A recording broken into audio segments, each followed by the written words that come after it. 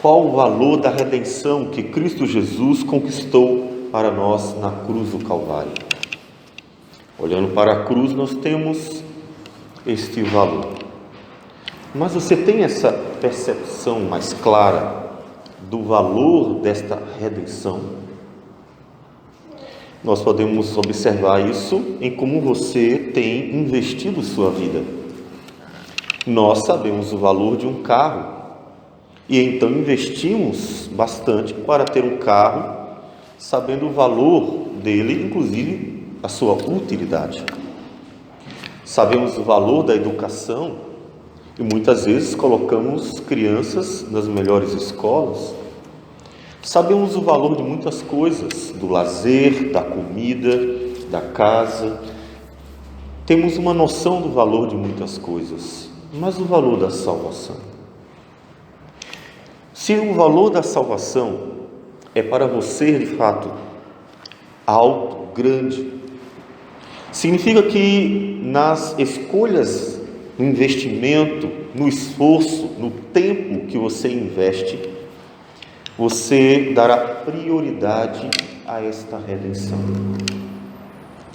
O quanto você tem investido de tempo na educação dos filhos, não no que diz respeito à educação popularmente chamada de educação secular, mas na educação cristã, no ensino da palavra do Senhor. Quanto você tem investido para que vidas sejam salvas por meio da pregação da palavra, para que esta palavra chegue ao alcance de muitas vidas? Se a salvação é tão valiosa, por que investimos tão pouco nela? Se a salvação é tão valiosa, por que investimos tão pouco tempo nela? Porque parece que as coisas são mais importantes do que a salvação dos filhos para muitas famílias, que investem tanto dinheiro em coisas fúteis, tanto tempo em coisas banais e tão pouco no ensino da palavra do Senhor. Porque nós temos a noção de que parece ser tão pouco o valor da redenção para aqueles que, dizendo que ela é valiosa, investem o mínimo na salvação da sua própria família. Quantos vão para a escola dominical? Quantos estão nas reuniões de oração? Quantos estão vivendo a vida da igreja para aprender a palavra que é chamada de a palavra da salvação? Então, diante disso, observe que não é tão óbvio o valor da salvação para muitas pessoas. Não parece tão claro o valor da salvação para muitos que, mesmo estando dentro da igreja visível do Senhor Jesus, parecem não entender o que significa a redenção eterna.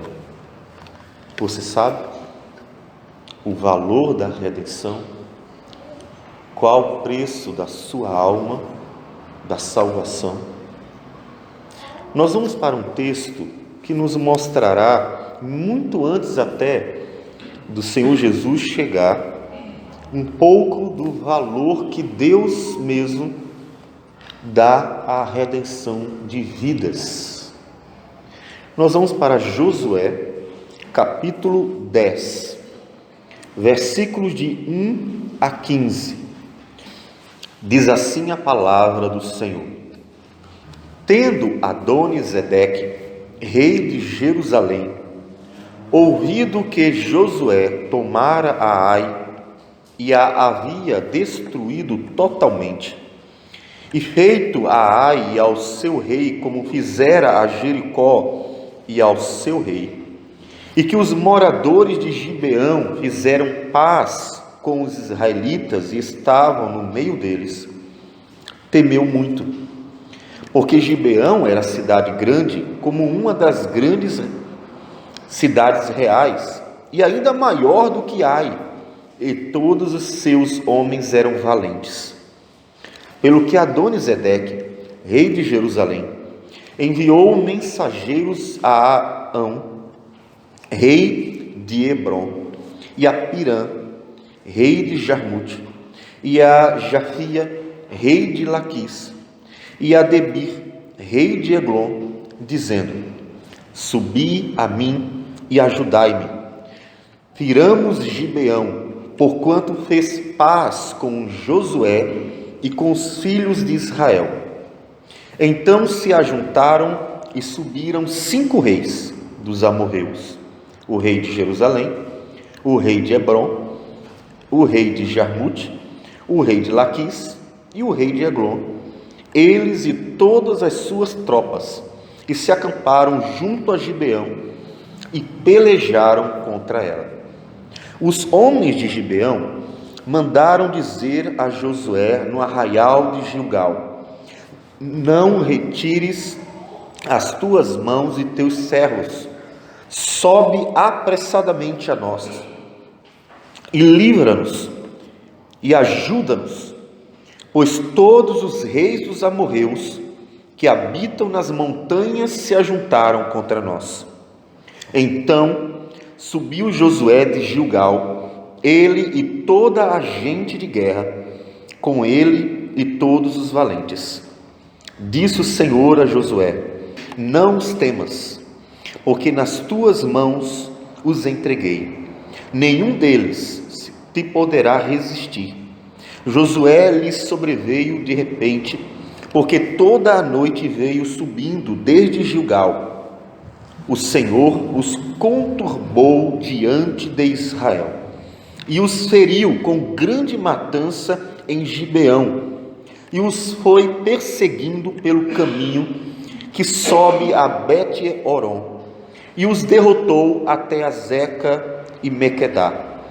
Sucedeu que, fugindo eles de diante de Israel, à descida de Bet-Horon, fez o Senhor cair do céu sobre eles grandes pedras até Azeca, e morreram.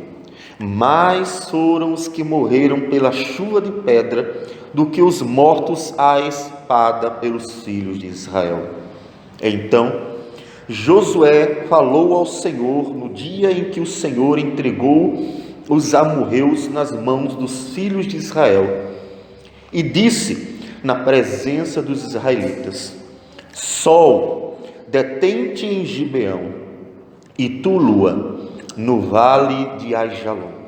E o sol se deteve, e a lua parou, até que o povo se vingou dos seus inimigos. Não está isto escrito no livro dos justos? O sol, pois, se deteve no meio do céu, e não se apressou a pôr-se quase um dia inteiro. Não houve dia semelhante a este, nem antes, nem depois dele, tendo o Senhor assim atendido à voz de um homem, porque o Senhor pelejava por Israel. Voltou Josué e todo Israel com ele ao arraial a Gilgal. Senhor Deus amado, obrigado por tua palavra, que é o teu poder para a salvação. Pedimos que esta palavra entre nos corações pelo poder do teu Espírito, para que então, Senhor Deus, produza fruto de justiça, para o louvor do teu nome, para a tua glória. Portanto, fala, Senhor, usa teu pequeno servo para anunciar as grandezas do Senhor, e a tua glória possa, Senhor Deus, se manifestar na redenção daqueles que se achegam a ti. É em nome de Jesus que nós oramos e agradecemos. Amém, Senhor. Amém. Para entender melhor o que está acontecendo, nós precisamos voltar um pouco, de fato. Voltar um pouco para o capítulo 9. Quando nós vamos ver que as pessoas reagem de formas diferentes ao mesmo chamado divino, ao mesmo anúncio da redenção. Deus havia dado vitória a Josué e Israel, muito antes, inclusive, quando eles lutam contra Jericó. Capítulo 6 tem a destruição de Jericó, e depois lutam contra Ai, capítulo 8. vencendo duas cidades importantes no início, nessa entrada na terra de Canaã, na terra prometida. Aquilo que Deus fez, entregando essas duas cidades nas mãos do povo de Israel, ficou conhecido de todo mundo. Deus estava sendo conhecido, o Deus de Israel, que vencia os deuses dos povos, e ninguém podia com ele, porque inclusive a forma como Israel vencia os seus inimigos era uma forma inusitada, porque grande parte das vitórias eram vitórias em que Deus agia pelo seu povo, em favor do seu povo, como o muro de Jericó, que caiu após o povo ter cumprido a palavra do Senhor, dando voltas ao redor da cidade. Então, o capítulo 9 nos conta que os reis ouviram isso. Os reis de Canaã ouviram falar das grandezas de Deus, do que Deus estava fazendo por Israel, dando vitórias ao seu povo ali na terra de Canaã. E acontece que no versículo 2 do capítulo 9, diz que se ajuntaram eles de comum acordo para pelejar contra Josué e contra Israel. Diante da informação, da notícia de que Deus estava dando vitórias ao seu povo, que Deus estava agindo no meio do seu povo, e grandes coisas estavam acontecendo, os reis pagãos se juntam para tentar destruir o povo de Deus, lutando contra ele com uma grande força. Todavia, não foi todo mundo que pensou assim. No versículo 3 do capítulo 9, nos diz a palavra do Senhor que os moradores de Gibeão, porém, ouvindo o que Josué fizera com Jericó e com Ai, usaram de estratagema e foram se fingindo embaixadores, e levaram sacos velhos sobre os seus jumentos, e odres de vinho, velhos, rotos e consertados. Eles foram até Israel. Os moradores de Gibeão reagiram de forma diferente. Enquanto os outros reis quiseram se juntar para destruir o povo de Deus, os moradores de Gibeão planejaram encontrar refúgio no povo de Deus. Eles foram lá para encontrar abrigo debaixo das asas do povo de Deus, encontrar refúgio no Deus de Israel. Versículo 9 nos diz, ainda no capítulo 9, respondeu-lhes: teus servos vieram de uma terra muito distante, por causa do nome do Senhor teu Deus, porquanto ouvimos a sua fama e tudo quanto fez no Egito. A fama de Deus estava se espalhando desde o Egito. Nem só o que Deus fez com Jericó e com Ai, desde o Egito. Isso significa muito, porque Deus destruiu o Egito com grandes pragas 40 anos antes. 40 anos, a notícia do que Deus estava fazendo no meio do seu povo vinha correndo, e os povos estavam temendo diante de Deus. Deus estava glorificando o seu nome em tudo que ele estava fazendo no meio e por meio de seu povo. Qual é a sua reação diante da notícia de que Deus é o Senhor da terra e ele opera no meio dela? Diante da notícia de que Deus haverá de julgar os ímpios, condenar os injustos, lançar no inferno os pecadores, mas também tem redenção graciosa para aqueles que querem se abrigar debaixo das asas do Senhor. Qual é a sua reação? Observe que nós temos dois grupos, e sempre temos apenas dois grupos. enquanto uns se voltam contra o Senhor, contra o povo de Deus, outros decidem buscar refúgio debaixo das asas de Deus, decidem buscar refúgio no Senhor. Os moradores de Gibeão fizeram isso. Eles criaram uma estratégia para conseguir conquistar o agrado de Israel. O que acontece é que então Israel, pensando que os gibeonitas eram de outras terras, porque eles assim mentiram, fingiram, fizeram aliança com eles.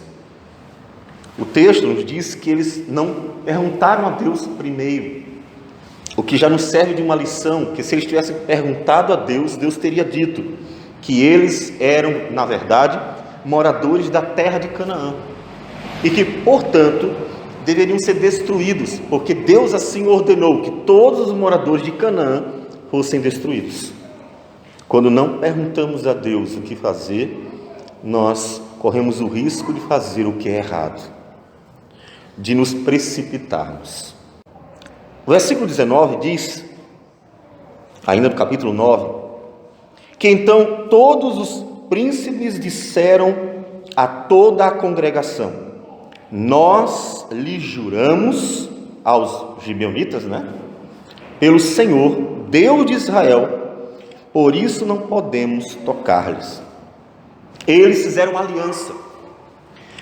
Israel se comprometeu com os gibeonitas, sem saber que eram moradores da terra de Canaã, se comprometeram a deixá-los no meio deles, tratá-los com paz, não ferir os gibeonitas e ter então um relacionamento agradável durante toda a existência de ambos.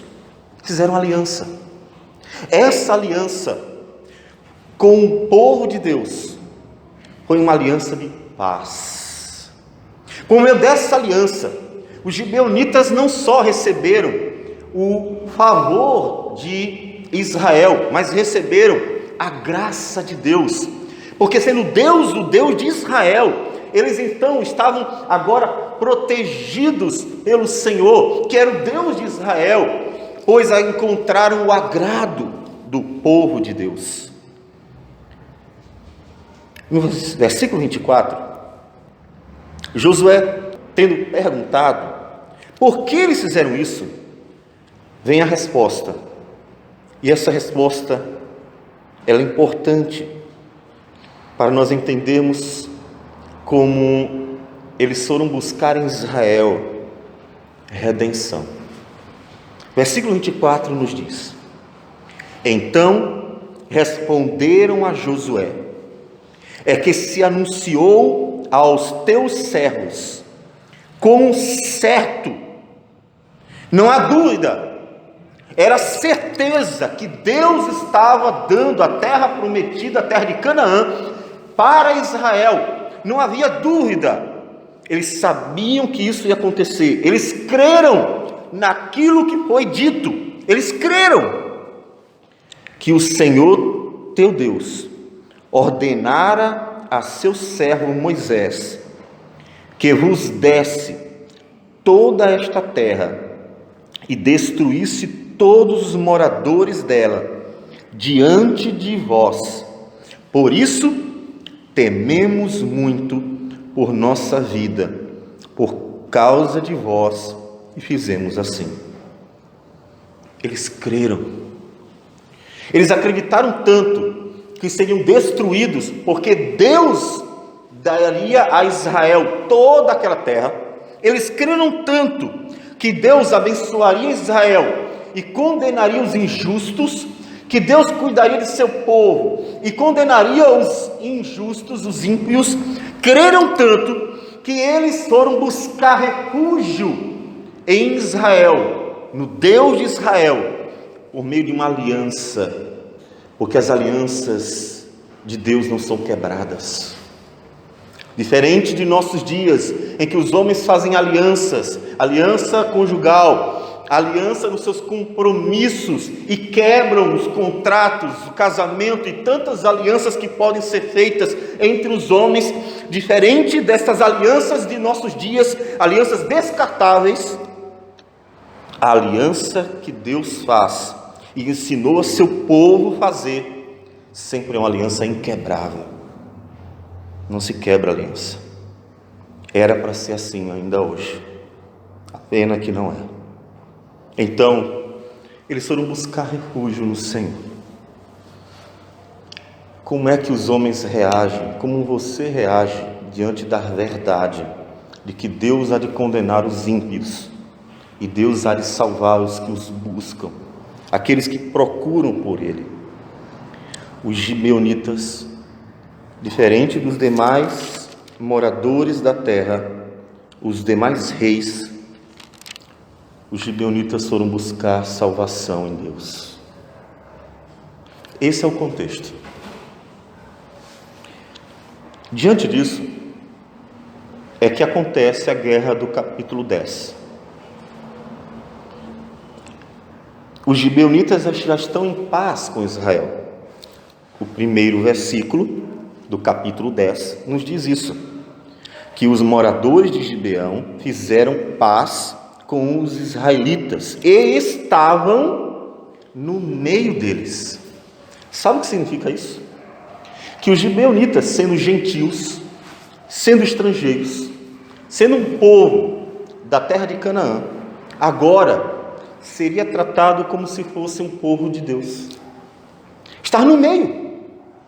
Agora eles se beneficiariam com os benefícios da aliança, ainda que fossem tratados, como diz o versículo 27 do capítulo 9, como rachadores de lenha, tiradores de água para a congregação e para o altar do Senhor, até ao dia de hoje. Mas eles teriam refúgio em Deus. E o capítulo 10 nos mostra isso. Diante de toda esta notícia sobre o que Gibeão e Israel fizeram, uma aliança de paz, o rei de Jerusalém, de onde? De Jerusalém, exatamente da cidade que se tornaria a cidade do grande rei, a cidade de Davi, e posteriormente chamada de a cidade do grande rei, o Senhor, o Messias. O rei de Jerusalém, então, diante de todas as notícias, as vitórias de Israel dadas por Deus, e a paz entre Gibeão e os israelitas, aumentando assim então a capacidade de Israel de vencer os inimigos, eles, diante disso, resolvem agir rapidamente. Eles querem destruir aqueles que se tornaram amigos do povo de Deus. Então, 5 reis, não um apenas, 5 cidades, 5 povos se juntaram para destruir aqueles que foram buscar em Deus refúgio, que se esconderam debaixo das asas do Senhor, porque diante das duas opções, condenação ou redenção, eles preferiram buscar a redenção do Senhor, até que sucumbir junto com os demais que seriam condenados. Então, esses 5 reis, que o versículo 5 nos conta, o rei dos amorreus, que são aqui o rei de Jerusalém, o rei de Hebron, o rei de Jarmute, o rei de Laquis e o rei de Eglon, se juntam contra uma única cidade. 5 contra uma única cidade. Cidades poderosas, cidades grandes, se juntam para destruir aqueles que buscaram refúgio no Senhor. É interessante que no versículo 2 há uma informação de que Gibeão era uma cidade grande e que os homens de Gibeão eram homens valentes, homens de guerra. Eles poderiam, diante disso, se gabar, com um coração cheio de orgulho e soberba, olhar para Israel e dizer assim: nós vencemos, nós somos homens valentes, Nós somos uma cidade grande, nós conseguimos destruir esse povo que está tentando tomar as cidades de Canaã. E mesmo sendo homens valentes de uma cidade grande, em vez de eles se orgulharem de si mesmos, de quem eles são, eles vão se humilhar diante de Israel. Percebam a importância disso. Por não terem se orgulhado de quem eram, mas se humilhado diante de Israel, o povo da promessa, o povo, instrumento de Deus para trazer a salvação, porque Jesus veio dos judeus.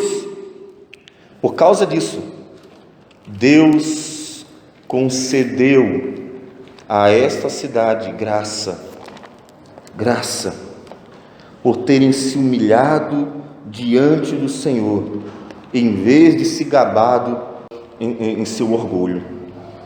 Diz Tiago, capítulo 4, humilhai-vos na presença do Senhor, e Ele vos exaltará. Ele diz ainda que Deus resiste aos soberbos, mas dá graça aos humildes. Os gibeonitas, diferente dos demais reis, se humilharam diante do Senhor para receber redenção, enquanto os outros reis se enchem do orgulho do seu poder bélico e, confiando nos seus heróis, nos seus valentes, nas suas armas, saem em guerra para lutar contra o Senhor. A luta começa. Lá no versículo 6, voltando ao texto de Josué, capítulo 10, diz que os homens de Gibeão, quando se veem cercados e começam a vir a peleja contra eles, por 5 reis, então clamam àquele povo com o qual ele fez aliança. Eles clamam: ajude-nos, ajuda teus servos. Eles se humilham mais uma vez. Homens valentes vão buscar refúgio no Senhor mais uma vez. E Deus vai dar refúgio. Não retires as tuas mãos de teus servos, sobe apressadamente a nós e livra-nos e ajuda-nos. Lá em Ruth, capítulo 2, versículo 12, acontece algo um pouco parecido com uma única mulher. Exatamente Ruth. E eu creio que os irmãos conhecem o texto. Ruth, uma mulher moabita, uma mulher longe de Israel, quando teve a oportunidade de voltar para a casa dos seus pais, casar de novo, porque o marido havia morrido, ela decide se apegar à sua sogra, a Noemi, e ir para a terra de Israel com ela, pobre, sem nada, na miséria, para que o Deus de Israel fosse o Deus dela.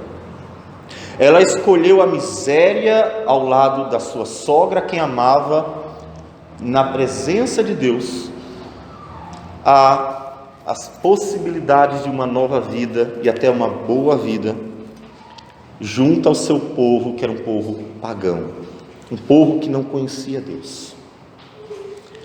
Por ter escolhido a Deus, por ter preferido o sofrimento com Deus às glórias deste mundo pecador, por ter preferido sofrer a humilhação de mendigar no meio de Israel, a ter que casar, quem sabe, com um jovem rico da sua terra pagã. Diz Ruth 2,12 que Boaz, um homem de Deus, se dirige para ela com as seguintes palavras: o Senhor retribua o teu feito e seja cumprida a tua recompensa do Senhor, Deus de Israel. sob cujas asas viestes buscar refúgio. Ruth foi se refugiar debaixo das asas do Senhor. A mesma coisa aconteceu com Gibeão, aquela cidade de homens valentes que se humilhou para encontrar refúgio em Deus. E no momento em que estão precisando da salvação, de ajuda, no momento em que estão precisando de alguém que socorra na necessidade, eles não são deixados para trás, eles não são abandonados, eles não são desprezados, porque eles creram em Deus e foram buscar refúgio em Deus, como Ruth, que também foi agraciada por Deus.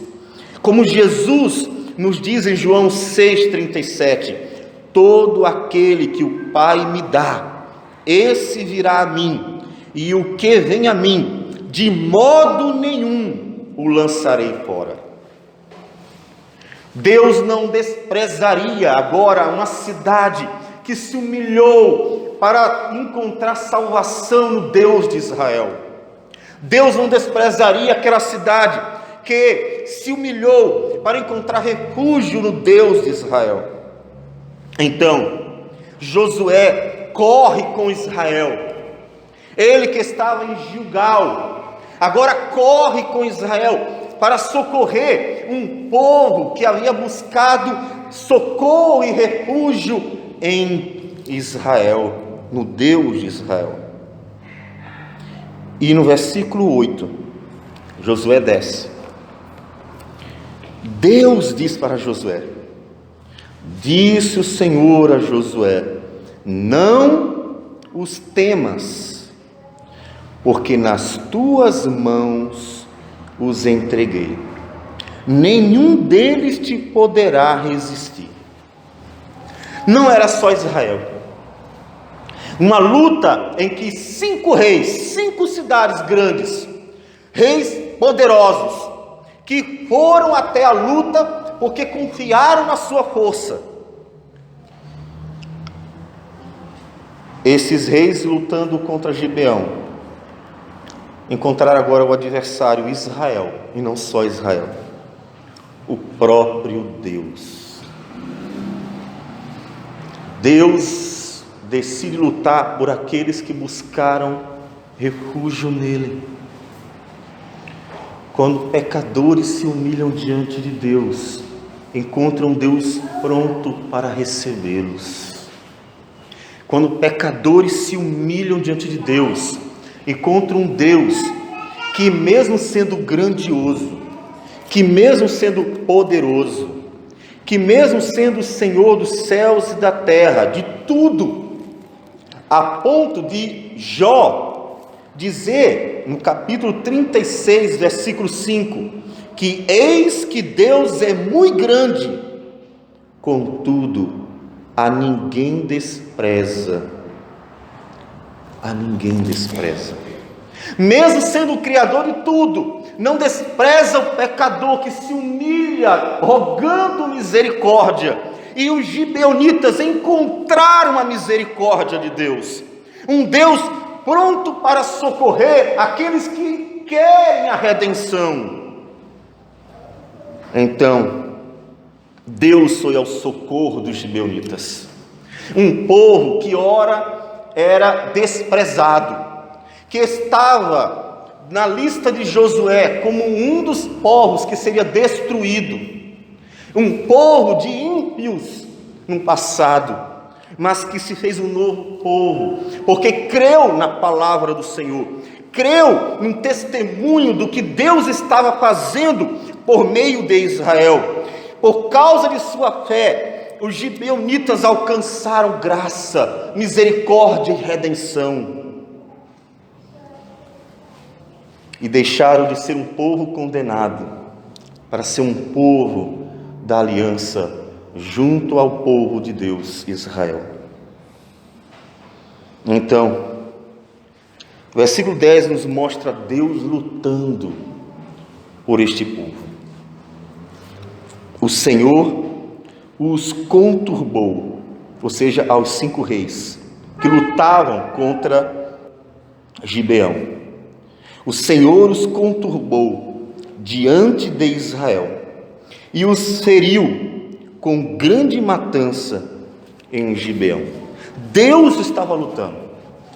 E Deus estava lutando de tal forma que quando os inimigos dos 5 reis estavam fugindo, diz o versículo 11, que fez o Senhor cair do céu sobre eles grandes pedras até a Zeca e morreram. Mais foram os que morreram pela chuva de pedra do que os mortos à espada pelos filhos de Israel. Romanos 8, 28 diz: todas as coisas cooperam para o bem dos que amam a Deus, por terem procurado refúgio no Senhor. Tudo agora estava contribuindo para a redenção deste povo que confiou em Deus. E mais, esses 5 reis, eles estavam tentando destruir os gibeonitas, mas não só os gibeonitas. Eles estavam tentando destruir Israel. O propósito último deles era destruir o povo de Deus, tentando destruir primeiro os gibeonitas para enfraquecer Israel, porque já não teriam mais auxílio. E em seguida eles tentariam destruir Israel. Mas eles não atentaram que de Israel viria a salvação. Como pode um homem, um povo ímpio, e seja lá quem for, impedir de Deus cumprir a sua palavra e trazer a redenção?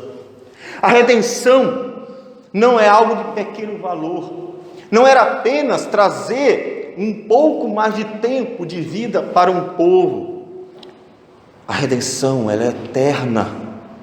A redenção é eterna e todo o universo está esperando por ela. Por isso todas as coisas colaboram para que esta redenção ocorra. Romanos 8, versículo 19, Paulo nos diz a amplitude da redenção, o quanto ela alcança, dizendo: a ardente expectativa da criação, o universo inteiro, aguarda a revelação dos filhos de Deus, pois a criação está sujeita à vaidade, não voluntariamente, mas por causa daquele que a sujeitou, na esperança de que a própria criação será redimida do cativeiro da corrupção para a liberdade da glória dos filhos de Deus. Os 5 reis não contavam que toda a criação também estava esperando pela redenção, não apenas os gibeonitas, todos estão olhando para Israel. Israel está ali no centro das atenções do universo inteiro, porque de Israel viria Jesus, o Filho de Deus, o Messias prometido, o Redentor, o Rei da Glória, o Criador de tudo. Os 5 reis não contavam com a dimensão da redenção, o valor dela, o alto preço que ainda seria pago. E aqui a gente vê, em toda essa manifestação do poder de Deus e da ação de Deus, para garantir que Israel vença a guerra, porque é o povo da redenção, é o povo por meio do qual viria a redenção. Por isso tudo está contribuindo. Quando nós dizemos que todas as coisas colaboram para o bem dos que amam a Deus, não é para que nós estejamos focando em coisas banais da vida, como se todas as coisas que eu quisesse, eu pudesse alcançar. A redenção vale muito mais do que aquilo que esta vida pode nos dar. A redenção é a eternidade com Deus, é a minha eternidade com o Senhor, é uma eternidade na presença do Rei da Glória, e não apenas alguns poucos momentos agradáveis desta vida.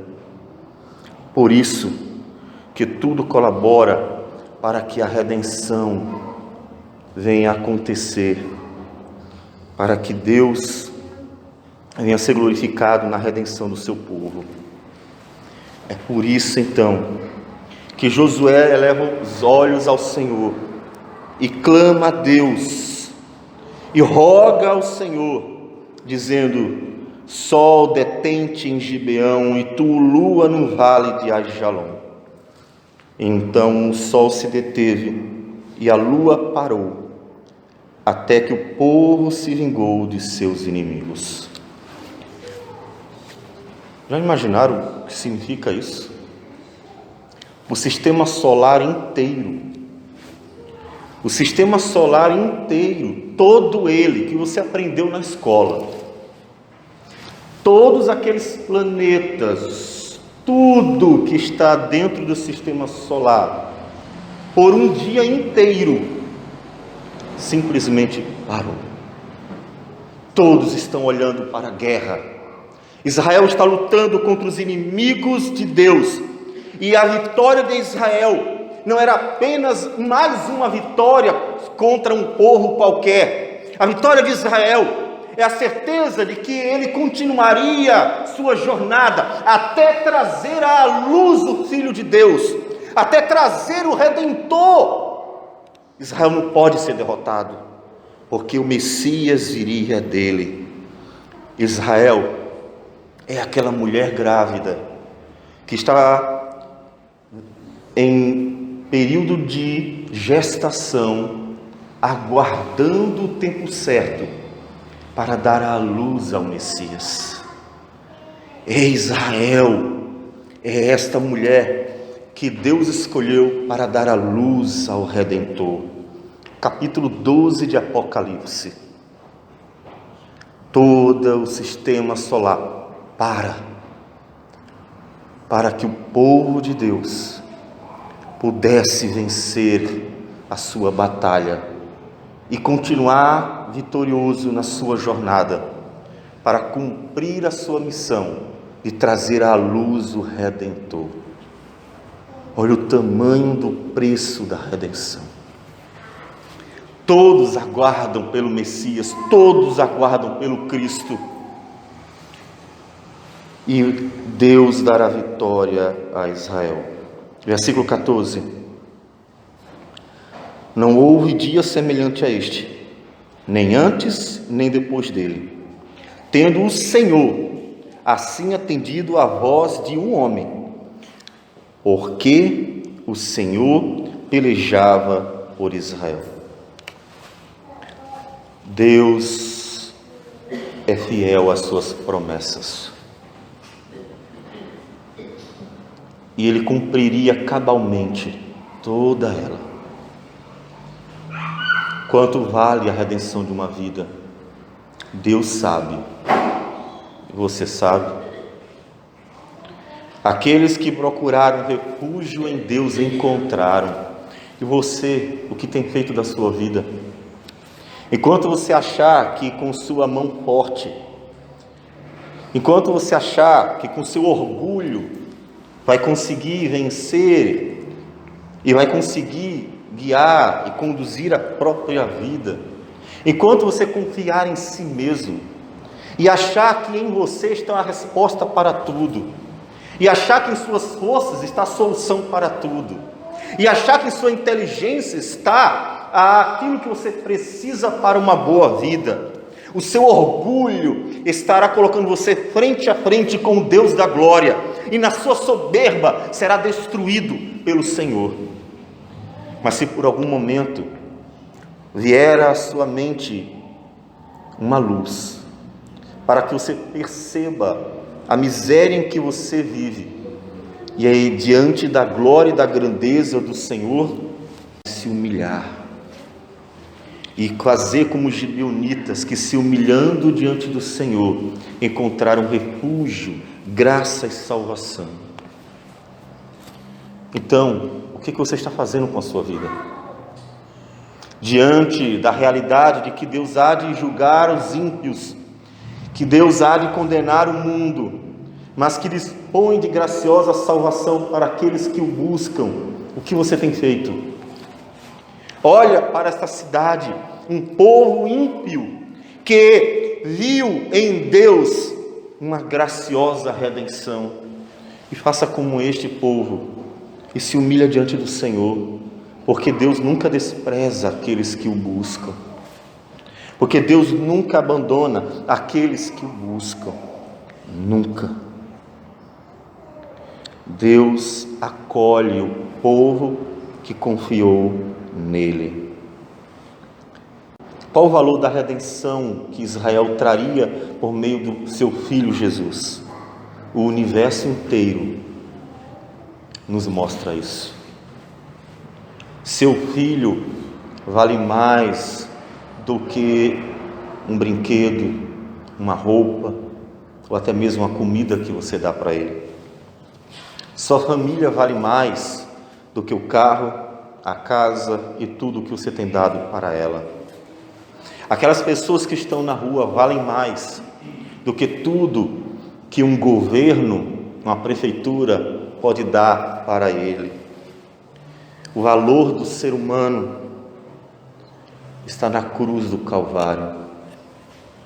Mais do que aquele dia em que o sol parou, a lua se deteve, ou seja, o universo inteiro se calou diante de Israel, obedecendo a palavra de Deus, para assistir à vitória do povo de Deus, porque esperava na salvação como nós esperamos, e então esteve ao lado do povo do Senhor, favorecendo para que o dia de Cristo se cumprisse como se cumpriu pela graça do Senhor.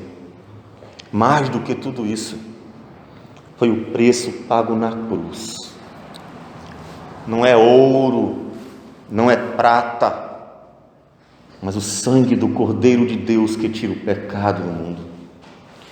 O Filho de Deus derramando o seu sangue, mais valioso do que todo o universo. Esse é o preço da nossa redenção. Então, dê mais valor ao seu filho e sua família, às pessoas, do que você talvez tenha dado, levando para elas a salvação. Porque ainda que venhamos a dar a alguém tudo que nós podemos com as nossas mãos, somente Cristo pode dar a elas uma vida eterna. O que é esta vida comparada com a eternidade? Você tem percebido o valor da salvação? Você tem uma noção exata disso?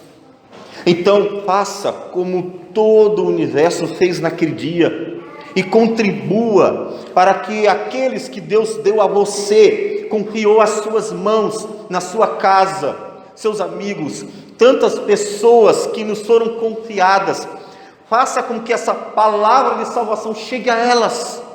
Seja um instrumento que viabiliza para que a palavra de Deus, poder de Deus para a salvação chegue a elas. Mostre que você entende o preço da salvação, o valor de uma vida, o valor da redenção. E então, não a faça parecer menos importante do que a roupa, o brinquedo e o pão. Não faça ela parecer menos importante do que as coisas banais da vida que você tem capacidade de dar para as pessoas. Porque a redenção não se pode comprar. O preço dela é o sangue do Filho de Deus que tira o pecado do mundo. Diante disso, o que fazer? Fale do Evangelho para a sua família. Quanto tempo você tem feito isso? Por dia? Quanto tempo você gasta lendo a Bíblia para seus filhos? Por dia? Quanto tempo você gasta orando com sua família? Quanto tempo você gasta para que a palavra de Deus seja compreendida pelos pequeninos, aqueles que Deus deu, chamados de herança do Senhor. Quanto tempo você gasta? Mas você gasta tanto tempo com o Facebook, você gasta tanto tempo com o WhatsApp, você gasta tanto tempo com o YouTube, você gasta tanto tempo com coisas fúteis da vida, e vem me dizer que não tem tempo para ler a palavra de Deus para a sua família, e vem me dizer que não tem tempo para ler a palavra do Senhor para aqueles que estão dentro de casa, que não tem tempo para levar o evangelho da redenção para vidas que dependem deste evangelho, porque a salvação vem por meio dele. Porque a palavra da cruz é o poder de Deus para a salvação. Então, se você entendeu a dimensão do valor da redenção, comece a investir mais nela. Comece a gastar mais tempo nela. Comece a dedicar mais esforço para ela, a fim de que esta redenção alcance muitas vidas. Uma igreja que entende o valor da redenção é uma igreja que evangeliza, que ora e que constantemente está prostrada aos pés do Senhor para ouvir, como Maria, a irmã de Marta, que diz o texto que estava ali, caladinha, prostrada aos pés de Jesus, enquanto Marta estava para lá e para cá, correndo, afobada, preocupada com um visitante especial de sua casa, e fazendo bolo, e fazendo pão, e correndo para lá e para cá, como se Jesus estivesse preocupado, como se só de pão vivesse o homem. Maria, aos pés de Jesus, gastava tempo ouvindo a palavra de Deus. Quanto vale a salvação para você?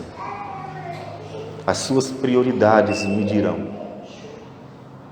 Quanto vale uma vida para você? As suas prioridades me dirão. O quanto você gasta para que o Evangelho chegue à sua casa e a muitas outras vidas, e o quanto você tem investido com coisas fúteis, inúteis e desnecessárias deste mundo. As prioridades dirão para todos o qual o valor da redenção para você. Então hoje é o momento de você reorganizar a sua vida, como um quebra-cabeça que precisa ser colocado em ordem, para que as pessoas vejam nitidamente a beleza dele, daquela paisagem. Reorganize a sua vida, para que a redenção seja reconhecida como algo de maior valor, de prioridade, mais importante, diante de todas as demais coisas na sua vida. Assim, começaremos a ver que as coisas de Deus serão mais importantes para você do que as coisas deste mundo.